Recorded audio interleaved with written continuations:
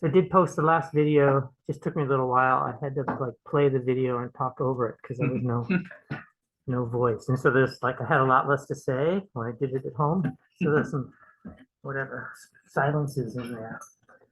Today we're gonna keep talking about soils. And we've got sort of 4 topics. The first one kind of finishes up talking about soil chemistry and specifically soil acidity. And then we talk a little bit more about nutrients in soils. We've already talked about nutrients, so this won't be a really long topic, but that's going to lead into sort of what happens in agricultural soils, the process of fertilization and sort of industrial scale agriculture, and what are the kind of implications for soil chemistry. And then we'll switch to talking about the kinds of wastes and pollutants that we find in soils. And then we'll talk about one type of remediation, which is called phytoremediation. We'll talk about other remediation methods next week when we talk about groundwater. But this is one way, class of ways of cleaning up plants, soils, using plants. So remember we talked about this last time, that soils are this kind of sit at a nexus between the kind of terrestrial component of the biosphere, the hydrosphere, and the atmosphere, the geosphere, obviously. And so what happens in soils is a lot of impacts on various kinds of exogenic reservoirs and cycles. And the chemistry in soil affects the kind of chemistry of the things that reside in soil, that chemical compounds, chemical elements that can either get into the through flowing water easily or more difficultly, which then get into groundwater. And groundwater will be off topic next week. So we're going to see that relationship then. There's also, an impact. What happens in soils affects organisms living on and in the soil. And there are some transformations that happen to contaminants in soils. Some of them beneficial, some of them not so beneficial. And so these are things that we're going to get to near the end today a little bit. So, just to kind of summarize what we said last time, the more water we have in a system and the warmer a system is, the faster we're going to have weathering going on. The soil column will accumulate more quickly. In some cases, it will mature more quickly, get more organic matter more quickly. And this will affect how chemicals evolve in the subsurface. The ones that can be dispersed, the soluble things that aren't held back, will be dispersed more when there's more water involved, and they will get deeper into the subsurface. So now we'll talk a little bit about acidity. This is a pH diagram, kind of color coded for red being acidic and blue being basic, and kind of showing you the common ranges of pHs. So humid region soils tend to be acidic. Our soils here tend to be acidic. Part of that is due to the fact that there's common water presence, and that contributes to organic matter, but also the mineralogy of our soils, which are, compared to many places, soils in volcanic regions have some very high iron content and unusual mineralogy that contributes to extra soil acidity. You can also see that arid region soils tend to be dry region soils, or arid region soils tend to be alkaline. And a lot of this has to do with the amount of organic matter that is present, which is related directly to climate factors. You can also see that, when these peaty soils, I showed you some pictures of those organic, very organic rich soils, they can be very, very low pH, pH 3. This is where we start to protonate our carboxylic acids. The pH is so low that they're no longer ionized, and then therefore no longer able to chelate things. So places like Hawaii can have low pHs, sometimes even less than 4. Ours kind of hover around 4 for the most part. And where does that acidity come from? It comes from various places. Part of it comes from CO2, from respiration. There's a little bit of exchange with the atmosphere, but there's a lot more that's produced in situ by respiration of organic matter by microorganisms, plus the organic acids. And the organic acids really contribute to the low pH. There's also acid rain. And we're going to talk about acid rain later in the semester, but all rain, well, I shouldn't say all, but almost all rain is acidic, but just barely acidic from the dissolution of carbon dioxide. When we talk about acid rain, we're talking about rain that is more acidic than it can be made by CO2, which means usually the addition of nitric or sulfuric acid. Again, in Hawaii, we have a source of extra acid at the volcano, the volcanoes that are active when they put sulfur dioxide into the atmosphere that dissolves to make sulfuric acid, which can contribute to rain acidity, especially over the Big Island. Hydrogen ions, I think I mentioned this last time, but they're just cations in a way, and they can displace other cations from clays, right? So that means that they affect the ability of the clays in the soil to hold those important cations like potassium and ammonium that are required for plants living on the soil. And so when we lower the pH, this accelerates the rate of cation leaching, okay? Which means the cations that are no longer stuck to surfaces dissolve in soil water and they flow through the system. Okay, so this, and I mentioned this last time too, the soil pH tends to increase as we go down with depth. It varies a lot from place to place, type of soil, how much organic matter is present in the upper layers, etc. But the key kind of relationship that I want you to kind of remember is that the increase of pH as we go down with depth below the top soil, below those top horizons, into the B zone is part of what makes the B zone be the B zone, because the change in pH allows for the precipitation of things like calcium carbonate, which is more soluble at lower pH and less soluble at higher pH, and the precipitation of the hydroxides of aluminum and iron, the things that define the so-called zone of accumulation. And the C zone tends to be the highest pH in a relative sense for a soil column. Not all rocks dissolve with the same minerals, produce the same pHs in the same place. So we can't always say, oh, the pH here is always going to be X. But we can say that in a relative sense, it's almost always the case that we find highest pHs here and lowest pHs above. This is just an example of some soil pHs in agricultural soils. So in agricultural soils, they're being amended and they're being stirred up, tilled, which affects the soil horizons. It affects lots of various aspects of the soil, especially the nitrogen and phosphorus chemistry, which we'll talk about in a little bit, but you can basically see the same kind of thing, typical patterns of increasing pH over, in this case, these are sort of a bunch of soils, and the black bar is kind of the average. So, there's like maybe 1.5 pH units of change there, plus some extreme values. And especially when we're putting a lot of nitrogen in the soils, we can really lower the pH through that process. And we'll talk about that coming up.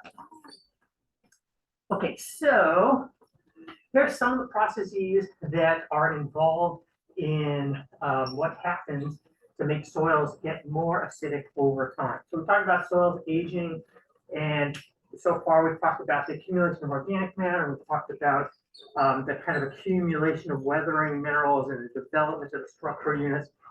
These are some things that happen with respect to pH over time. So over time, we leach some of the things that help to stabilize pH, such as oxide minerals and carbonate minerals from the soil. They slowly come out. We accumulate humic substances. We start to replace the cations in our clays with hydrogen ions, and we're continually adding a small amount of acid in the rain, just from the dissolved CO2. So all of these things are going to make a soil naturally get a little bit more acidic over time. Okay? And these effects can be slowed, right? For instance, you could add some calcium carbonate to the soil to help neutralize it. You don't want to add too much calcium carbonate to the soil, because that can start to affect other aspects of the soil chemistry. And oftentimes, most sources of calcium carbonate that are available have other things in it, trace elements that can be substantial contaminants, things like uranium. But in any event, this is something that can be done to help prevent soils from acidifying. It's also the case that in agricultural soils, all of these processes are accelerated by the process of us using the soil for agriculture, and especially from some types of nitrogen fertilization, which are used to increase crop yields, which we'll talk about. So this is just kind of an infographic that shows you a little bit about the kind of cycle that happens in soils and what happens in a sort of a natural soil versus agricultural soil. So plants are constantly kind of taking up cations out of the soil, the base cations, and liberating hydrogen ions into the soil in that process. But when we grow things on a land surface and then they die and the leaf litter returns back to the soil, that pretty much keeps things constant with respect to pH. There are subtle shifts, but not gigantic shifts. However, when we remove the plants from the land surface, and that could be for agricultural production or that could be through grazing, then we kind of short circuit this cycle. Okay, and so what that does is it tends to affect the relative amount of hydrogen that builds up in the soil and the relative amount of hydroxide that is released into the soil as plants take up these anions, these oxyanions, nitrate, sulfate, and phosphate from the soils, because then those are not returned and recycled because they're grazed or removed. There's also the effect of the fertilizers themselves. And so there's two kind of main inorganic fertilizers, potassium nitrate and ammonium phosphate. And both of these have slightly different impacts on soil pH, but the ammonium phosphate liberates hydrogen ions as it's put into the soil. The idea with ammonium phosphate is to put it in the soil, have it be transferred by soil microorganisms into nitrate. And during that process, we produce hydrogen ions. Those hydrogen ions, of course, neutralize hydroxide ions. There are also biological processes that happen that take nitrogen straight from the atmosphere and nitrify or make nitrate out of that. And that, kind of neutralizes some of that excess pH. But in soils where we're amending it, we're putting so much more nitrogen in this way than from the natural processes that it tends to not matter so much. This is sometimes added directly to soil. The problem with potassium nitrate directly is that a lot of it just leaches out to groundwater, which becomes a problem for downstream areas within ecosystems. We start to see the addition of nitrogen and over-fertilization because of nitrate leaching off of farm fields. And so this is something that's, at least in this country, tried to be controlled a little bit more than it used to be. It's not fully controlled, but this is very water soluble, and the nitrate doesn't really interact with particles very much, and not much of it manages to get into plants. Okay, so this is kind of a table showing you some of those sources of excess acidity and alkalinity, which neutralizes acidity, that can happen within plants. And this is sort of, the things that affect the chemistry of the soil, and it differently as we go down to the soil column, differently as soils age, etc. And it involves the kind of interactions between the atmosphere, hydrosphere, geosphere, and biosphere that happen in soils. So we have the acids coming out of the atmosphere, as I mentioned. We have the leaching of the basic cations, as I mentioned. We have oxidation processes, as nitrification, as I've mentioned. We have microbial production of organic acids, primarily carboxylic acids. We can overall increase soil matter content from leaf fall and litter fall, plant debris that's falling onto the land surface and being decomposed and broken down, and volatilization of ammonia compounds. Now, this doesn't happen in all soils, but in soils where, especially more temperate regions where it's not too wet, we can produce some ammonia in the soils, and that comes out as a gas. If the pH is high enough that it isn't in the ammonium form, then that will cause a decrease in pH. And of course, fertilization causes a lot of, with ammonium salts, as we just looked at, causes increased pH. Now, these are the things that can kind of counteract that. One of them is the addition of atmospheric dust. So in fact, we know here that a lot of our soils accumulate slowly over time atmospheric dust that comes in on the winds at very high levels. And the reason we know it is that on some of the older main islands, like this island in Hawaii, we can actually see minerals and chemical elements that we just don't really have in any abundance here in our own rocks. We see them coming in on the winds. They've been associated with the kind of Himalayas as being a likely source. This is slow, right? It takes like 1 million years to accumulate a really small amount. So it's not something that's going to counteract any of these fast processes, but it is a way to help kind of neutralize reduction, especially in sort of waterlogged soils. That process can help to neutralize some pH. And of course, the rate of weathering down in the saprolite zone will affect overall pH. That doesn't happen so much in the upper part of the soil column, but it does happen. And then this sort of hydrolysis of exchangeable ions, which we talked about last time. So this is the behavior of some chemical elements that are kind of important as either macro or micronutrients for plants as a function of pH. And you can see the half pH units along here. And what you'll see is that there's kind of three categories of elements here. The things that are in green are where the elements are not affected substantially and so are bioavailable. And then yellow is becoming less, and red is substantially affected. And so there's this group here that kind of prefers neutral pH-ish, plus minus.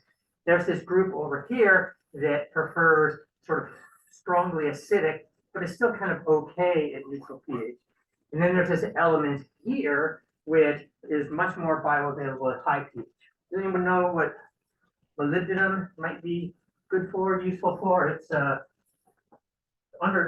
it's over tungsten. Where's molybdenum? It's somewhere in here. Oh, right here.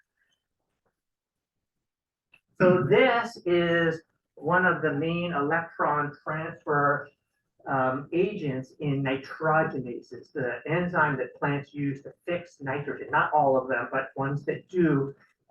They affect an electron exchange, not directly analogous, but in some ways sort of analogous to the way hemoglobin has iron in it that helps, allow us to do oxygen transport in our blood. And so molybdenum, you don't need a lot of it, but plants do need molybdenum. So this is kind of another kind of example of how pH affects the sort of ability of ions to stay in the soil versus leaching out through soil water. Leaching out through soil water would form the kind of red or yellow bands in that last version that we saw. So these are clay surfaces with negative charges on it. By now, you all are familiar with the cation exchange capacity of clays. At moderate pH or high pH, pretty much all the cations in solution are going to be sticking onto those particles. The particles are going to have their maximum charge. So these actually this inner layer is going to expand, and we can put bigger ions in there. As the pH starts to get lower, we start to populate a lot of our negative charges with the extra hydrogen ions that are in solution, which outcompete some of the other ions. They also make our layers come closer together. So there isn't as much room for some of the other ions. So a lot of the other ions are lost from the soil. And so this is this basic process that happens over time, regardless of whether we're amending a soil or not, that affects the rate of loss of important cations. So this is just a diagram. It's a little bit complicated. There's soil pH here. This is, neutral and then slightly acidic coming down here. And then it's concentration for a bunch of different elements in terms of how available are they in soil water as a function of pH. The scales are a little bit complicated, but it's to read, but it's basically higher going up and lower going down, and each element has its own kind of scale so they can be plotted together. And what we see is that as we talked about a couple slides ago, molybdenum bioavailability goes up as the pH goes up. And that's because it's an oxyanion. So molybdate anion is very similar in structure to phosphate ion. And so it will behave in a similar fashion, slightly different chemistry, but similarly, just like as we talked about last time, arsenate behaves similarly to phosphate. All these other metals become more available as pH goes down. And this is true as whether the metals are important as a nutrient or whether they're there as a contaminant. Things like cadmium and zinc don't really serve much purpose as a nutrient, but the high concentrations, we'll look at an example at the end of the day where we have cadmium and zinc contamination in your smelters. They're fairly volatile elements, so in kind of low temperature ore mining processes or refining processes, get liberated as a vapor phase and it redeposits in the soils and it can build up. And the lower the pH, the more likely it is to be dissolved in soil water and to disperse into the environment. So it's something that we want to clean up. So when we acidify soils, or when soils acidify by themselves, it affects the relative amount of nitrogen, sulfur, and phosphorus that can be mobilized for plant uptake. It reduces the amount of calcium. It reduces the amount of phosphate and molybdate. the process of nitrification slows down. If the pH gets too low, it becomes really inhibited. And the sort of process of nitrogen fixing by those legume-hosted microorganisms in the root hairs that we talked about earlier this semester is also reduced, in less acid tolerant strains are introduced, but most natural strains don't do that. Okay, so that leads us into, we talked about pH and its effect. We'll talk a little bit now about nutrients in soils. And just like we talked about nutrients in aquatic systems, the two primary ones are nitrogen and phosphorus. Gotta have them for almost all land plants. Then there's some other elements that are important as well: potassium, magnesium, calcium, all which are cations, some anions, sulfur and chloride, some micronutrients. You can see the list here, mostly transition metals except boron.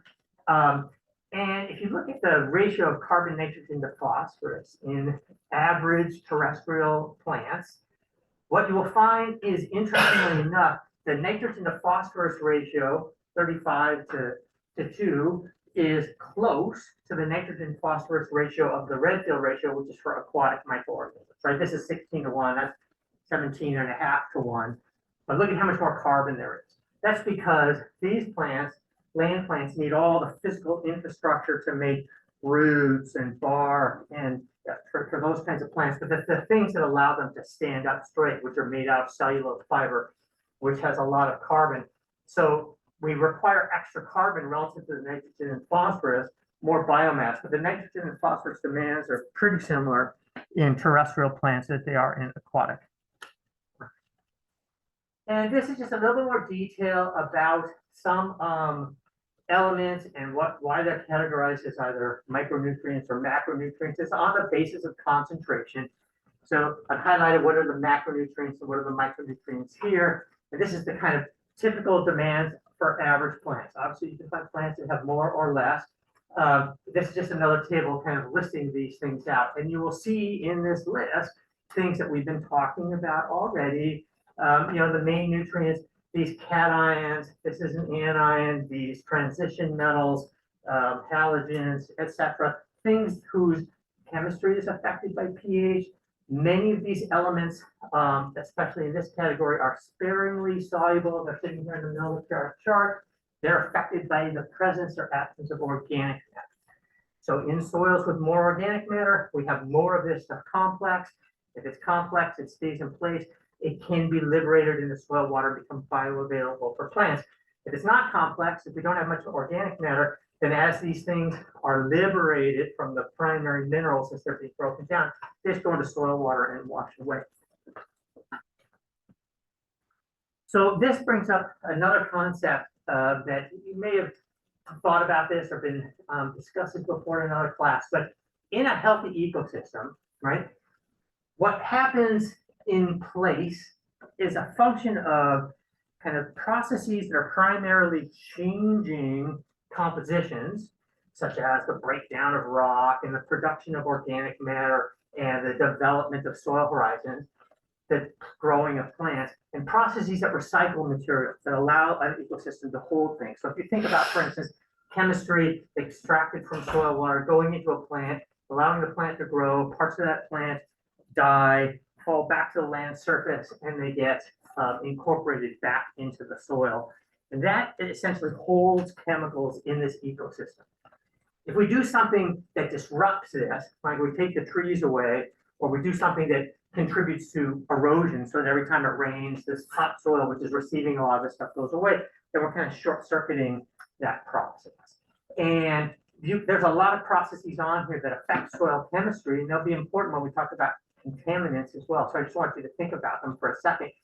There's things that are happening in the soil that are allowing things to be dissolved or not dissolved, right? So there's the breakdown of the saprolite, the decomposition, of materials through rock weathering, the addition of organic matter, and those two things together are setting things like the pH and the amount of organic matter, and therefore how chelated or not, and how complex and stuck onto surfaces or not the various things in soil water are. We have the development of structural units and addition of organic matter from above, and then we have things that come out of the atmosphere. They can be dust particles, they can be rainfall, and that rainfall can either land directly on the land surface, or interact with plants and wash things off the surface and bring them back into the soil. And the kinds of things that can be brought in are things just like dust particles that land on the plants, but also waxes and various other organic compounds that are generated by the plants that sit on their leaves that help them retain water. Some of that stuff gets added back in the soil, as well as the through fall. And so in fact, in very contaminated environments where it doesn't rain very much, we'll often find a lot of those contaminants accumulating on plants, and then when it rains, it gets washed down into the soil and it shows up here. So when you then think about the distinction between a cultivated soil and a natural system, in addition to disrupting this cycle in a cultivated soil for various reasons, disrupting the structural units in the soil, disrupting this recycling process and so forth, we're also affecting the organisms that live in the soil. And the organisms that live in the soil that help sort of break down organic matter, remineralize things, has dramatic effect on the nutrients and the organic matter content, and therefore the ability of the organic matter to re-liberate nitrogen and phosphorus to become bioavailable again to plants in the form of litter fall. So in the most basic sense, I like to think about there's sort of three places where we find the important bioavailable elements in a soil. And this is basically specifically for the macronutrients that we've talked about and some of the important micronutrients. So pretty much everything in the soil comes out of the mineral matrix, a little bit comes out of the atmosphere, but for things other than CO2, it's pretty negligible.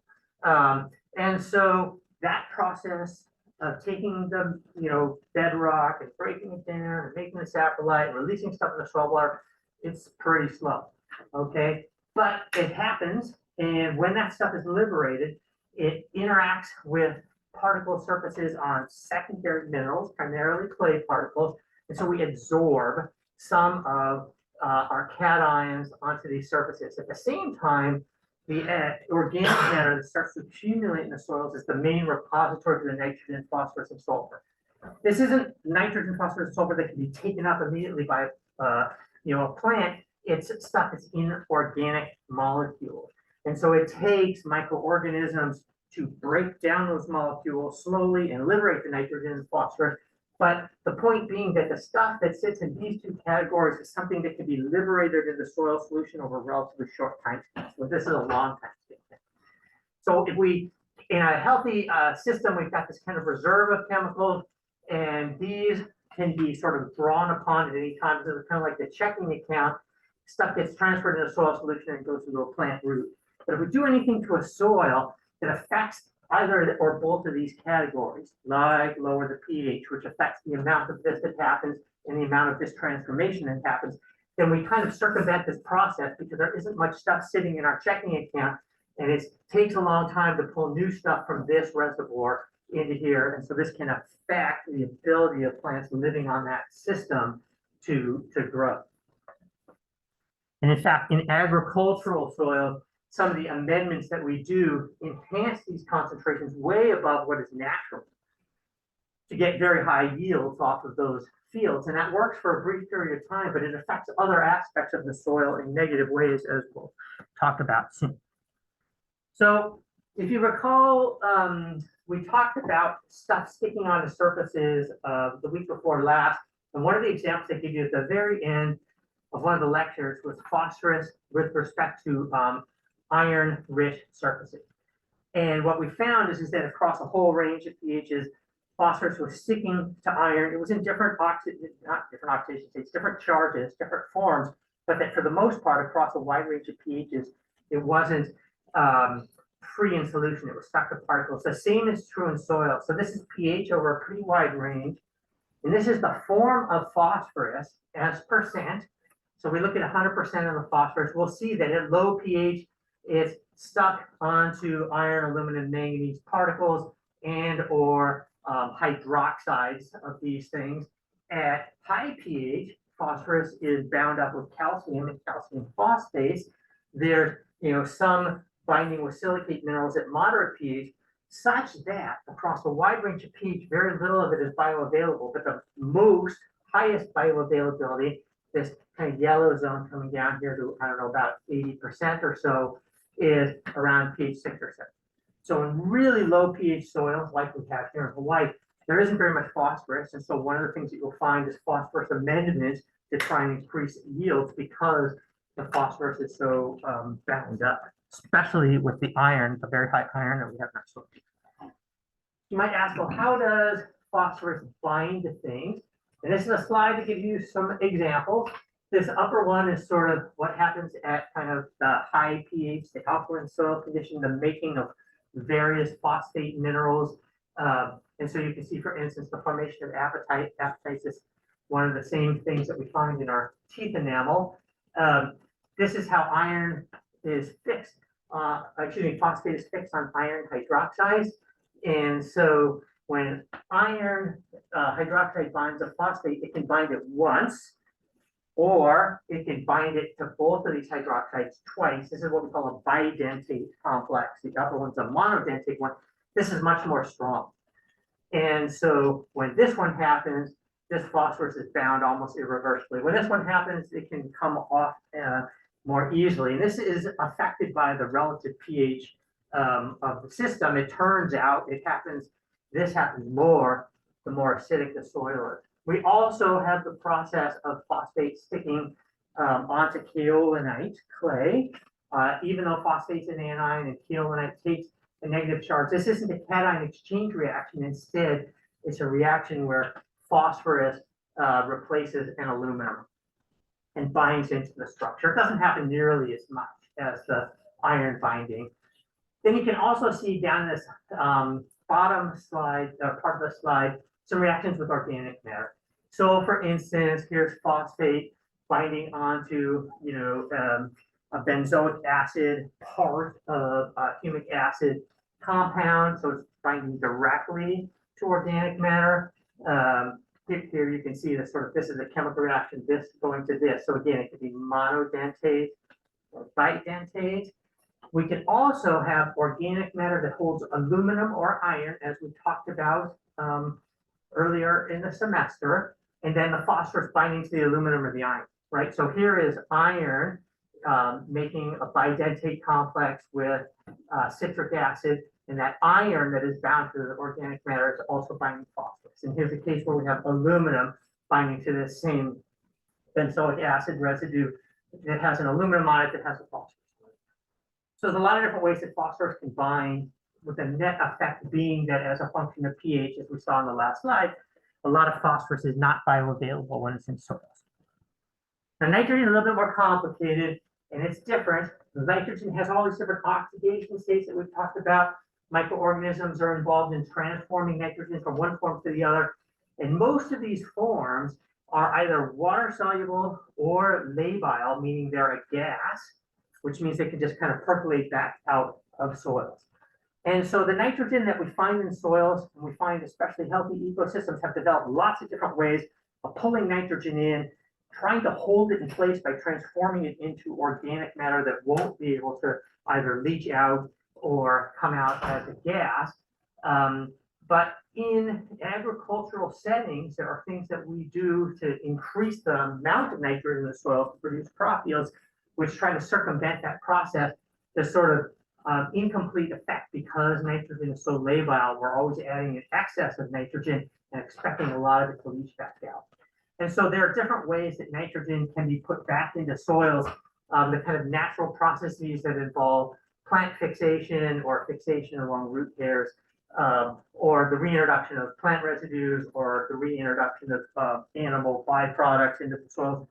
These tend to be healthier but slower ways of reintroducing nitrogen into soils, in part because they come along with other chemical processes, especially the production of organic matter, which can hold nitrogen, in the soil. Much better than just adding potassium nitrate to the soil directly, which has very little effect on the organic matter content.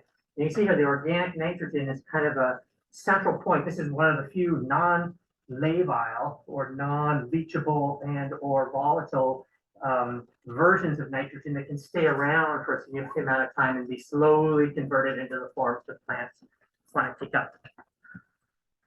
So this is just an example of some data from a a plot, sort of an agricultural plot. I believe it's in England, that they've been kind of monitoring stuff since the 1850s, of 1850 to the year 2000.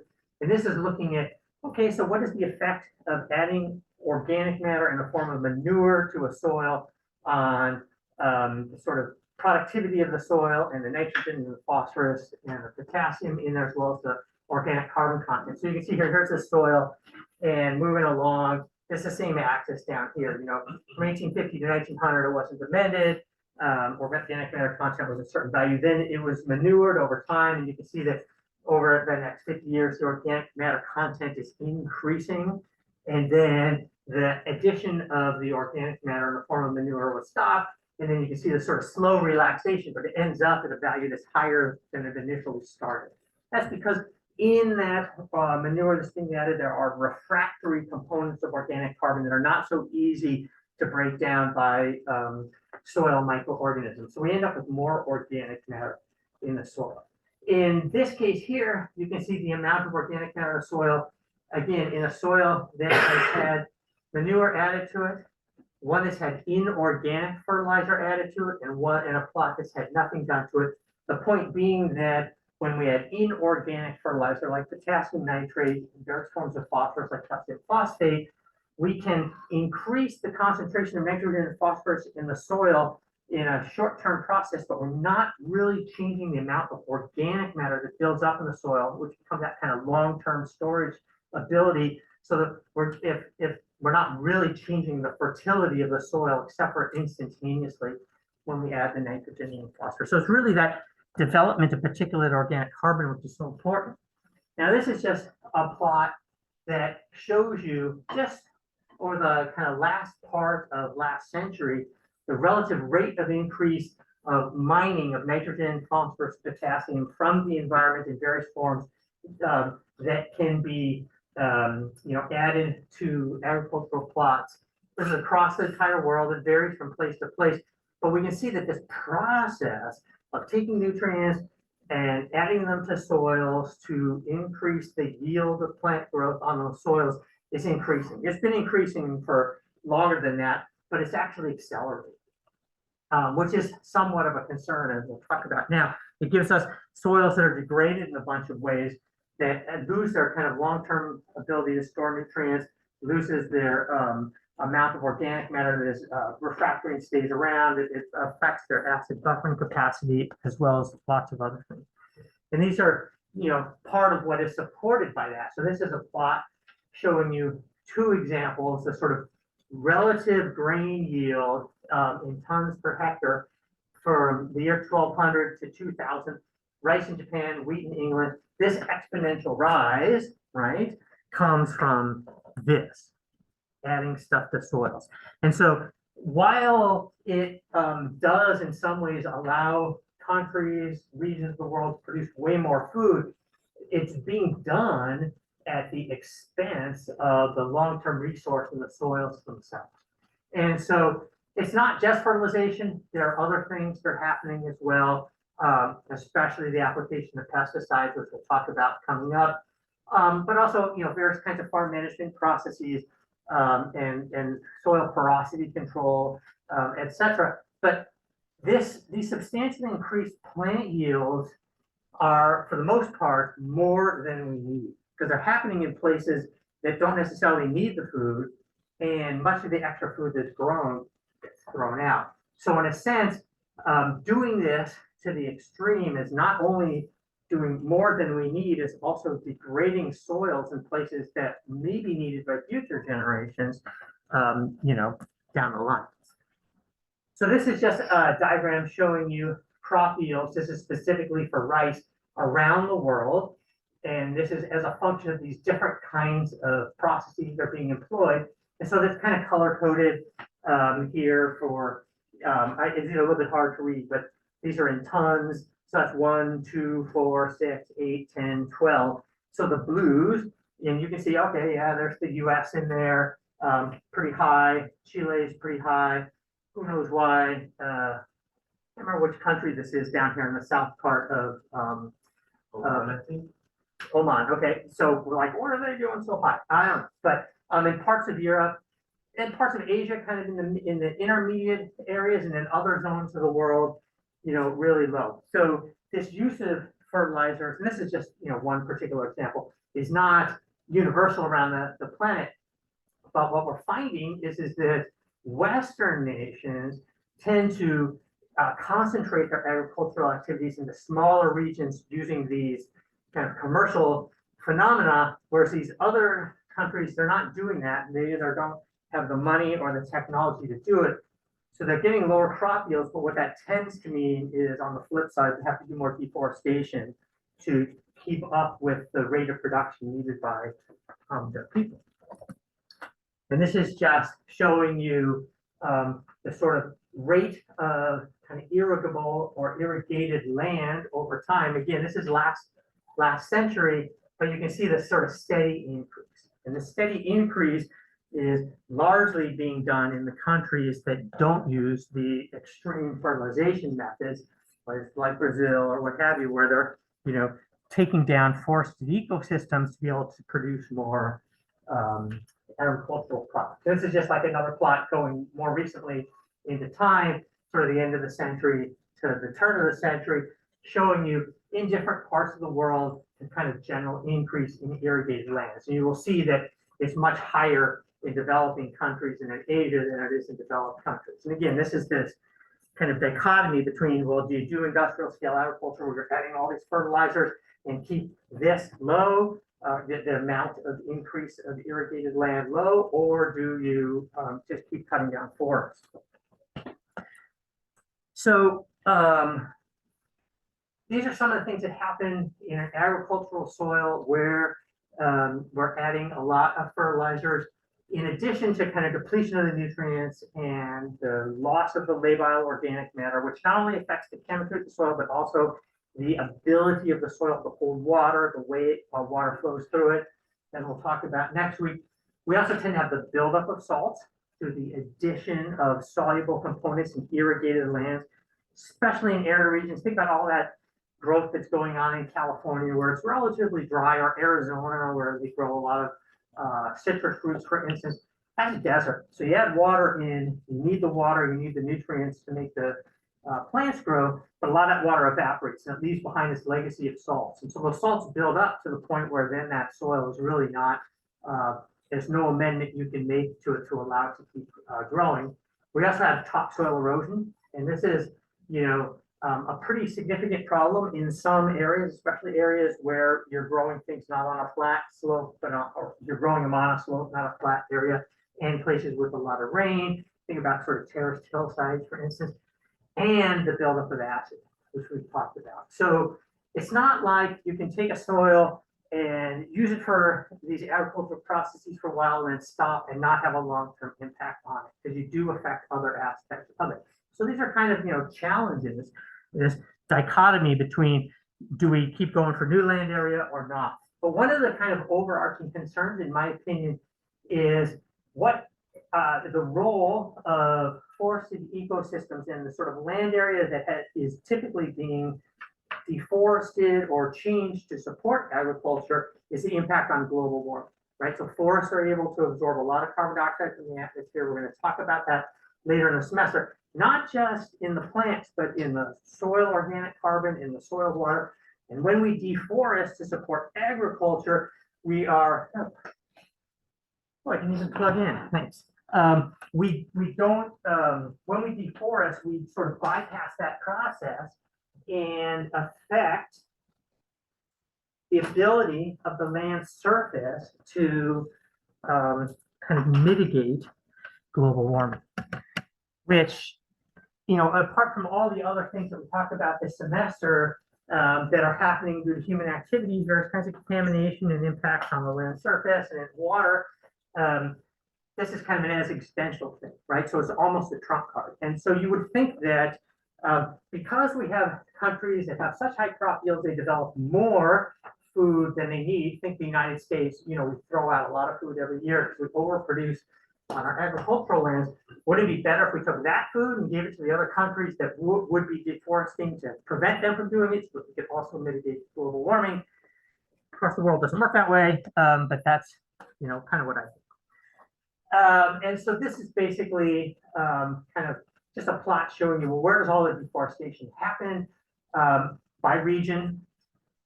It's not meant to pick one place out or another, but there are certain places in the world where it's happening a lot, and those happen to be the places where it didn't already happen, right? I mean, think about it. North America used to have a lot of forest.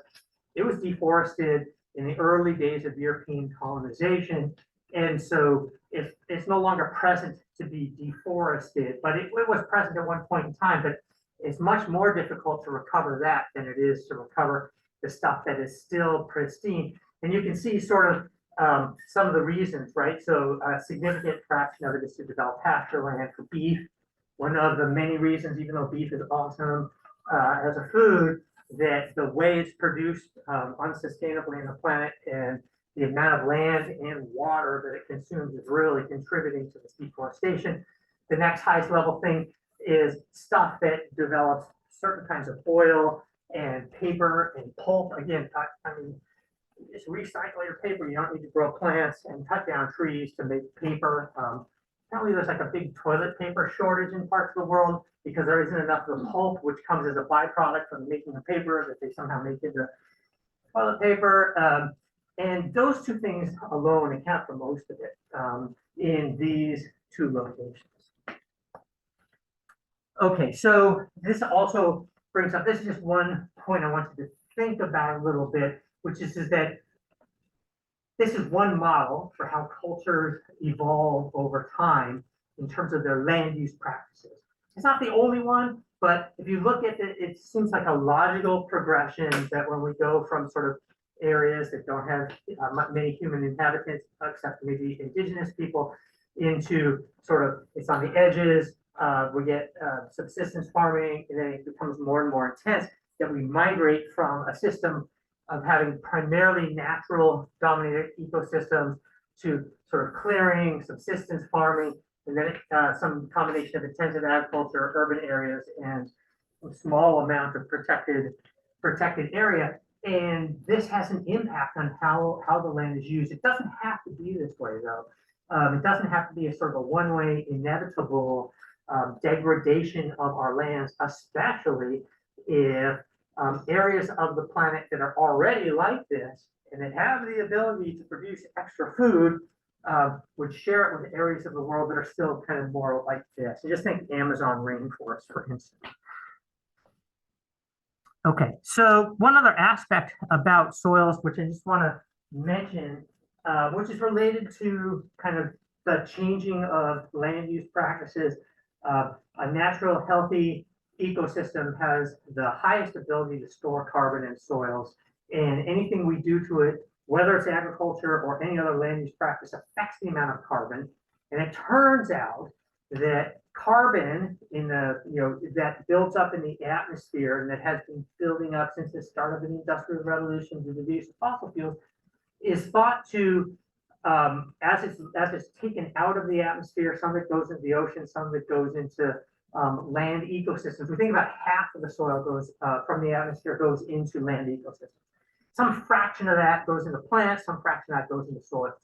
The part that goes into soils is one of the most complicated aspects that people still are trying to figure out with respect to rates of carbon buildup in the atmosphere and global warming, because carbon cycles through soils in such complicated ways. There's dissolved organic carbon, there's particulate organic carbon, there are microorganism populations that are transforming it, there's organic matter that is stuck onto particle surfaces. All this stuff varies as a function of pH. So it's rather complicated, and the next sort of page sort of shows you some of the many processes, but this is, whereas the kind of carbon dioxide component that comes from the atmosphere into the oceans is fairly straightforward, something we understand pretty well. What happens in the terrestrial biosphere is still kind of an area of active research that is very complicated. We'll talk about carbon and global warming later in the semester, but since it relates to soils, I wanted to point it out. This is a relatively complicated infographic showing you all the different ways carbon can behave in soils. You'll note that up there near the top, it says SOC, that stands for soil organic carbon. That's in this particular paper, which is a soil science paper. They mean particulate organic carbon, but particulate organic carbon is in soils. There's also DOC, and this is in the notes. You can kind of go through it at your leisure, but you will see that there's carbon in various forms. There are exoenzymes excreted by plants that act upon some of these carbon compounds. There's also fungi living in the soils that act upon some of these carbon compounds that transform them from one thing to another. Some of these carbon compounds are more labile, more reactive. They wash through with through flowing groundwater. As you can see here with DOC export. Others become resolubilized, but stuck onto mineral grains or brought back up into roots. And this very, very complicated set of processes is impacted by things like, well, what is the pH of the soil and how stable is the kind of plant kind of ecosystem living on the surface here or not. And so things like agricultural practices, second growth forests, urban areas that have been replanted, they all develop different kinds of processes that don't necessarily react to changes in carbon loading from the atmosphere in the same way. So this is something that people are still trying to sort out. Is more complicated than you might think. Okay, so now we're going to segue to a different topic, which is to just talk about wastes and pollutants in soils. And then near the end, we'll talk about some methods of remediation. So there's all sorts of different chemical legacy of human activities, things that appear in soils. And I want you to think about kind of two processes. One includes stuff that we purposely put on the soil, and the other will be stuff that accidentally got onto the soil. And things that we purposely apply to soils that maybe have a very specific purpose, such as fertilizers and pesticides, can come with components that are introduced at the same time. For instance, some fertilizers have some other chemical components in them that we don't necessarily want to have. These are especially mineral fertilizers like phosphorus. So people who smoke, the most, they get very high doses of radiation from polonium, which is a daughter of uranium, which is high in the phosphate minerals that is liberated, gets into the tobacco and is liberated when they smoke it. And it's not something that is done on purpose, but they use phosphate fertilizers for in that particular case. And so it's kind of a byproduct. So we have those kinds of things. We also have things that we apply on the land surface in excess. Excess fertilizer, which then leaches off and goes to another part of the area that we're not perhaps using for agriculture. It can have impact. And then, of course, there's a whole category of pesticides that can be applied in all sorts of different ways. And maybe they're meant to be applied to the plant, or maybe they're meant to be applied to the roots. But there's pretty much always an excess use, and some of the stuff migrates and gets into soils. And so, and there are other categories as well. But these are the kinds of things that once we change a field from being used for agriculture to something else, if maybe it becomes a subdivision, you still have these chemicals in the soil. And so they're a concern. And then we have all the, these are some of the categories that come from accidental application, not things we did on purpose, but things that mostly come, we'll look at a couple categories. So there's some that come out of the atmosphere. And then on the next slide, we'll look at things from, introduced from the surface or subsurface. There's all sorts of stuff that can come out of the atmosphere. There are acid mineral constituents which come from acid rain. There are acid oxide gases, which can what we call dry deposit. There's radioactive fallout. This doesn't have to be just something from the 50s and 60s when they were doing all the above ground nuclear testing, although some of those are still falling out.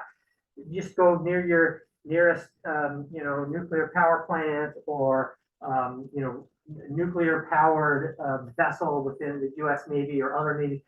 But there's a certain amount of the stuff that's produced in the atmosphere and with different half-lives, but you'll see, we see cesium, we see strontium, we see iodine, we see carbon. So these are cations that get affected with the cation exchange cycle. Iodine is a halogen, carbon obviously gets built up in the plants. Tritium is another example. So we find these things. We also find a lot of volatile organic carbon compounds. If you've been following the news about the the big train crash that happened in eastern Ohio recently, you'll see there's a lot of discussion about VOC, vinyl chloride, and other chemical compounds that were released, and some of them were burnt, and some of it, the question now, well, how much is in the air, how much is in the soil?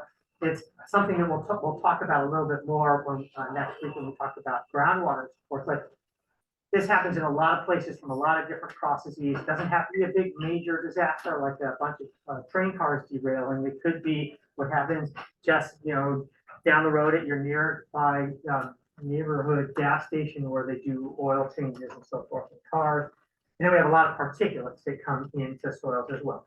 And these can be all sorts of stuff. We talked about polycyclic aromatic hydrocarbons, the sort of soot that comes out of buses and so forth, volatile metals, which will be our last example today, some halogens. So there's a lot of different things that can fall out from the atmosphere into soil. And this is kind of just an example of some of the various sources. They're anthropogenic sources. They're also natural sources. The two main natural sources are erupting volcanoes and forest fires. Both of them involve a fair amount of heat, and the distribution of particles is relatively localized in those areas, but we can liberate a lot of metals into the surface. There's also stuff that gets higher up into the atmosphere and comes out either as sort of dry particulate deposition or washed out of the atmosphere as rain, and we've talked about this before. And of course, that can either go onto the land surface or go into surface bodies of water. So there's lots of different routes and lots of different chemicals. Then we have contaminants that can get into soils from below. Stuff that we put into the subsurface, whether it's storage tanks for the gasoline at your favorite gas station, or pipes that are used to transport sewage or other chemicals in the subsurface. Tanks crack, pipes crack, it's a natural thing, and stuff leaches out into the subsurface. And in fact, if you were to get a job as an environmental scientist leaving school, it would be very common to be involved in these kinds of scenarios. There are a lot of people that work in the environmental sector that are doing site assessment or remediation or something associated with it for leaky subsurface storage tanks. And again, we'll talk about those in a lot more detail next week. But we can get all sorts of stuff that comes with this, right? So we have the organic chemicals themselves, plus, and especially if we're talking about sewage, there's stuff that's associated with them, especially lots of heavy metals that are stuck onto those particles. They can be released into soils, and the organic matter might be transformed away over time, but it leaves behind this legacy of other chemicals. So there's lots of different things that can get into soils from above or below.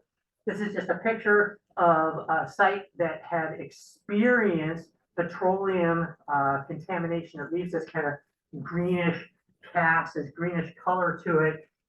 Is being prepared for remediation, and you can kind of see the sort of unevenness of the color in it in our excavation. Okay, so what happens to this stuff? There's lots of different fates of contaminants in the soils. This is just some of the things that could happen. Some things may be soluble in water and they may wash out eventually. That might be great for the soil, may be not great for the downstream groundwater that it's washing out into. And in fact, this is one of the kind of key concerns that we always have, again, in this Eastern Ohio train crash is which chemicals that were spilled are staying in place in the soil versus which ones are getting into water and perhaps leaching into the water table and getting into drinking water. And so from the perspective of the soil, washing out might be a good thing, but from the perspective of groundwater, it might be a bad thing. Things that are not so water soluble don't wash out of the soils. Instead, they kind of tend to build up. And so let's look at sort of three kinds of things that can happen to stuff in soils. One of them is some organic, especially, but also some inorganic contaminants. Think the radionuclides as inorganic examples, or think various components of dissolved organic carbon. They can stick onto clay particles, as we've talked about. That is going to be variable as a function of what particles we have in our soil, what is the pH of the soil, what are the size of the contaminants. So very large molecules may not be able to bind very well, but that's something that definitely happens. We also have the fact that many of our contaminants are fairly volatile. So they're going to volatilize, they're going to come out of the soil and go into the atmosphere at different rates. This is especially true for kind of low molecular weight hydrocarbon compounds, some halocarbons, halogenated hydrocarbons, some aromatic hydrocarbons. There aren't so many inorganic things that do this, but this is again something that you might smell in the atmosphere, but atmospheric distribution actually tends to disperse chemicals relatively quickly. And so amongst all the various things that can happen, this tends to be one of the lower impact scenarios for something migrating out of the soil. And then we have this category here, which I call decomposition, reaction, or decay. Right, so decay meaning radioactive decay, decomposition meaning breakdown, reaction meaning changing from one thing to another. There's a whole bunch of different reasons this can happen, right? There can be microbial action, there can be abiotic chemical reactions, photochemical reactions, which happen where there's light present, which can transform organic molecules, radioactive decay, heavy metal bioaccumulation, redox solubility. All of these things can take place and can affect the fate of contaminants in soil. So the last topic to talk about briefly here is the remediation of pollutants in soils. This is kind of a general diagram showing you the different categories that are employed in the environment to try and fix an environment that's been contaminated. There are physical things that can be done. There are chemical things that can be done. There are biological things that can be done. And then there are combination things that can be done. And again, we'll talk a little bit more about remediation next week when we talk about groundwater. But you can see, for instance, in the physical category, there's various things where you can isolate an area. So one of the things that is done in very contaminated places, especially with radionuclides, is just to like bulldoze all the stuff into a pile and just put a cap of cement over it. Out of sight, out of mind. Or there's thermal treatment that can be done. There's chemical reactions that can be done that will enhance the either rate of absorption or the rate of migration. These are usually done in combination with, for instance, pumping water down, liberating things, and pulling the water back out into surface tanks. You recognize all these processes: oxidation, reduction, ion exchange, catalysis, etc. And then there's bioremediation, which is using organisms in one way or another to improve an environment. And you can see on this list phytoremediation, which is remediation involving plants, which is what we're going to talk about next. But there's also various kinds of augmentation of the natural flora and fauna, something called bioventing, which is introducing microorganisms into the subsurface along with the injection of gases to help promote that to happen. So for instance, if you want it to be aerobic, you add oxygen. If you want it to be anaerobic, you add hydrogen. And there's biosparging, and similar to bioventing and biodegradation, which is adding organisms into the environment to break down chemicals. So I thought we would just spend, since this one works really well, and it's, I wouldn't call it cutting edge, but it's still relatively new. It's not employed very much in Hawaii, for instance. Phytoremediation is a good example for soils that you don't see in many other settings. So this is a list of some of the different ways that phytoremediation is used, using plants to clean up soils. And this works in various settings on various kinds of contaminants like heavy metals, organic contaminants, or radioisotopes. I'll show you examples of each three of those things. So there's sort of 5 different subcategories of phytoremediation. Phytovolatilization basically means introducing plants that help in the process of liberating contaminants from soil into the atmosphere. Microorganism stimulation is using microorganisms that excrete enzymes, especially exoenzymes, and or organic substances that help to either metabolize contaminants or stabilize contaminants.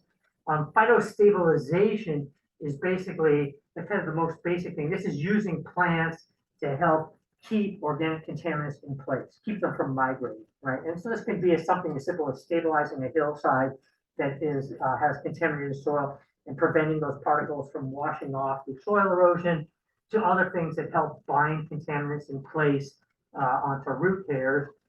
It doesn't really clean up the environment, but at least it prevents the spread. phytoaccumulation and extraction is sort of the traditional thing I think a lot of people think about. You're growing a plant, it's sucking up contaminants into the roots and into the plant, and then you pull the plant away, right? And this works for a lot of things. We'll look at some examples of that. And phytodegradation, which is using plants to help simulate the breakdown process of contaminants in the environment. This works specifically for organic contaminants. So, and you know, the idea here being that you want to be able to break down things that are potentially toxic or hazardous in the environment to things that are not toxic or hazardous. So this is just kind of an infographic showing you how some of these processes happen and where they happen, right? So some of these processes happen down in the soil, and some of them happen up at the leaves of the plants or up in the plant, and contribute to the sort of collective processes. It's very rare to find individual species of plants that can do all of these things, but you can sometimes find ones that will do a couple of them, right? A couple of those categories that were on the last slide. And this is just a table, and it just comes from a website, but it sort of explains sort of each of those categories we talked about, what things it works in. So not only does it work in soil, but it can work in, you know, in some cases in waters.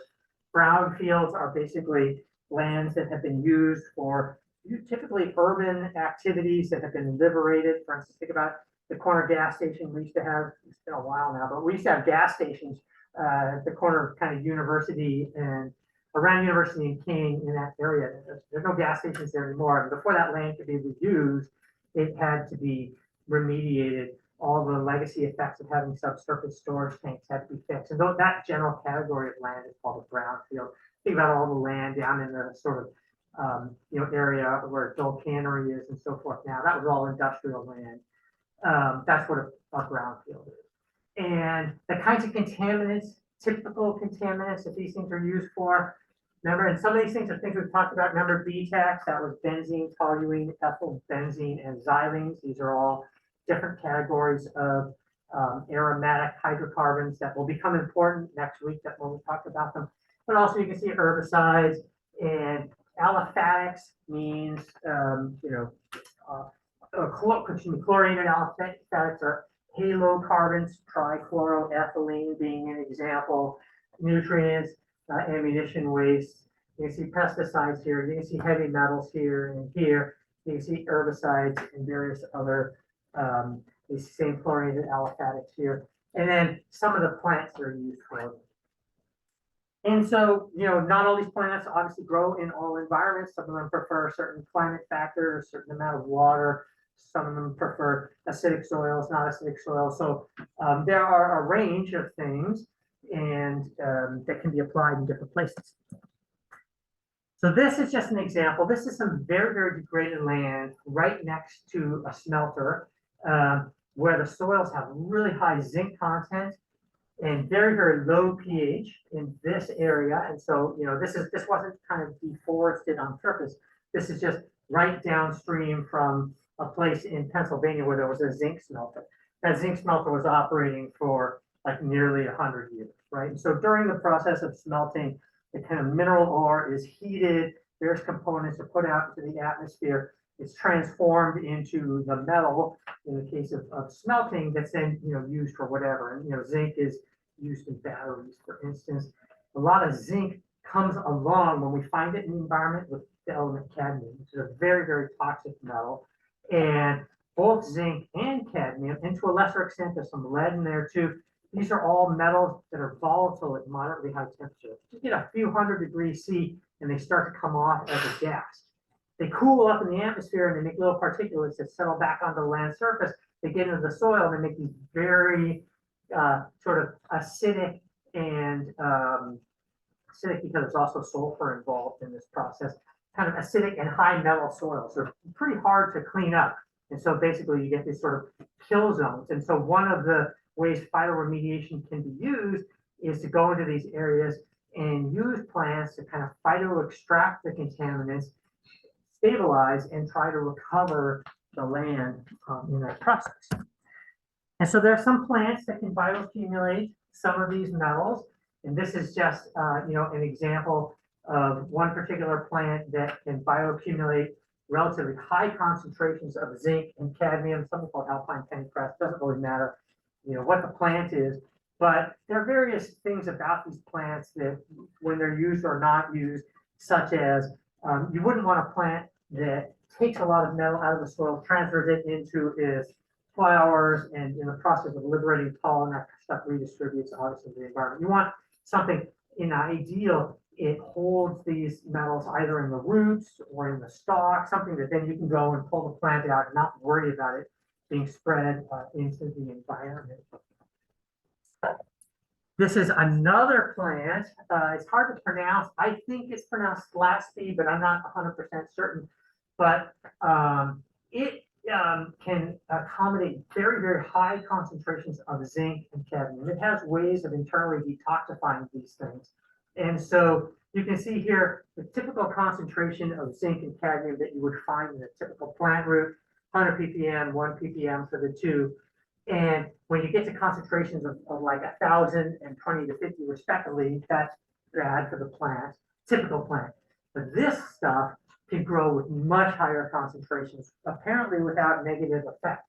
So this plant can be grown in these environments that have very high concentrations and accumulate this stuff into the soil. And then you extract this stuff, treat it obviously as heavy metal waste because you're going to have very high concentrations of heavy metals in it. You don't want animals eating on this plant or anything like that. But in some cases, this can be used in very contaminated environments where these plants are then burned in a controlled environment, and you can actually recover those metals for reuse. I can't remember if that's I have a few more slides. So this is another example of using sunflowers that can accumulate all sorts of different contaminants, BTEX contaminants, radionuclides, ammunition waste products, polychlorinated biphenyls, trichloroethylene into their roots. And this table, it's not like phytoremediation is a panacea. It doesn't work in all places, but these are some of the advantages and disadvantages. And again, this comes from that same website that I had the other table from. That in many environments is relatively low cost. It's relatively low impact on the environment. Relatively environmental friendly. It can reduce the amount of waste that goes into landfills. In places like Hawaii, where we have a very high number of endemic and indigenous plants that could be affected by negatively by bringing in outside species with these characteristics, people are obviously reluctant, right? We don't want to have gene flow that goes from these kind of specialized plants into our ecosystems, but people are looking for local plants that have these kinds of characteristics, things that are already here. But that would be one reason to be cautious with this kind of remediation. That was the last slide. All righty. Are there questions? So don't have a message about my microphone.